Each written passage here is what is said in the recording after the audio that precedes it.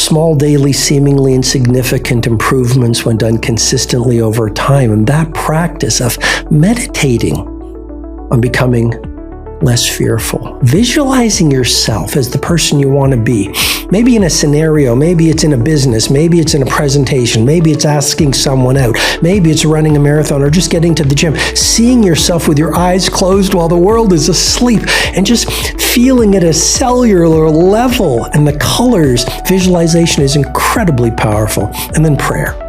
It's so easy to forget this time-honored truth. Every prayer is heard.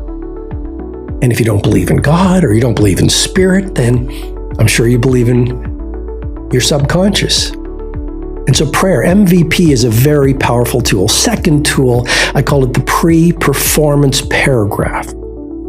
So what you write about deepens commitment. What you write about sets a default about how you're going to be. So writing a paragraph is part of your morning routine in your journal about who you want to be in that day. Brave, strong, resilient, positive. Writing it out in detail, just a paragraph, is a very, very powerful tool. And then the third thing, I could continue, but the third thing is you become your conversations. The sixth form of wealth, and the wealth money can't buy it, it's a form of wealth, is your community. You become your social circle. It's like, I don't know if you like good wine, but great wine comes down to a great terroir.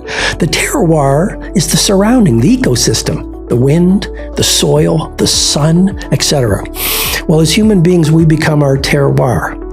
And if we are around toxic people, if we are around people playing victim, if we are around people who stand for low standards, we are around people who minimize the power of personal growth.